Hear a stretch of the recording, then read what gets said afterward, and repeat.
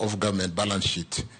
And the energy sector is totally unbundled in terms of generators, transmission and offtake, or what you call the buyer market. In KPLC, the transmission network is financed by the exchequer, through the exchequer.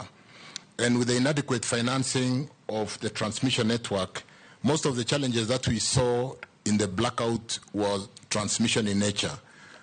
Chair, we have two very specific challenges in Kisumu, Moroni, Chemosit, a network which links to Bomet through Kigati to Awendo, Homa Bay and Awendo.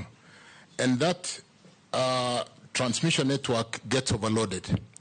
When a system is overloaded, it drips to secure itself, just like the circuit breakers in our house.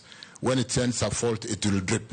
So the drip, due to an overload, became a challenge. We have seen secured funding to get an alternative routing to get more power from Olkaria through Narok, Bomet, Awendo, and Homa Bay. So that the contractor will be on site shortly. We got a funding from Africa Development Bank and address that challenge. The other challenge that has been dripping the country, and where we occasionally, for those of us who live in that region, do pull out feeders. Pulling out a feeder is load shedding. And so a few areas would be load shedding to ensure that it doesn't drip the whole country while we build this network very quickly. We've had a challenge in Takwel, a place called Ortum, Kitale, where we did put some 3 solar plants called Alten, Selenkei, and what happened is those solar plants caused a network constraint. And so we've not been dispatching Takwel because of the take-or-pay challenge of delivery of power into the system. Chair, that has since been resolved. We have gotten the transformers into Otum. Otum is in some place in West Pokot there, and we've gotten the transformer to Kitale. And the network constraint, or the congestion of having to transmit more power through a line, has been resolved. We are also working on something called to be able to manage voltage stabilization. We are working on STATCOMs on the Ethiopia-Kenya line to be able to address the voltages so that we do not have this intermittence and a network disturbance which causes a blackout.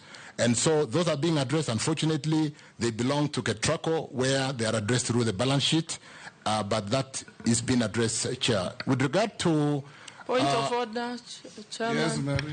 I have not heard him mention Busia and Kakamega, because blackouts cut across.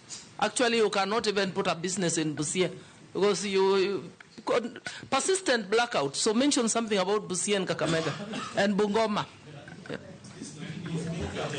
Yeah. Allow me, Chair.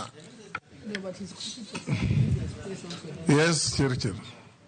Chair, I should have possibly said west of Kenya. Call me Speaker or Chairman, not Chairman, Chair. Chairman, yes. This challenge is really characteristic of most of west of Kenya. You know, most of the generation is in the Seven Forks. It's a nightmare. It's a nightmare. Yeah. But with the construction of the line to carry power from Olkaria direct west of Kenya, a very good capacity line, that problem will be a thing of the past. That's being when done. Will it be ready? Another 18 months, but what we are currently doing, we have got mitigation. We've built a line from Sondu through Awendo to be able to deload Chemosit, Kigati. So there's a lot of work being done. And let me say this, Chair. He's sitting on a chair. I'm sitting on a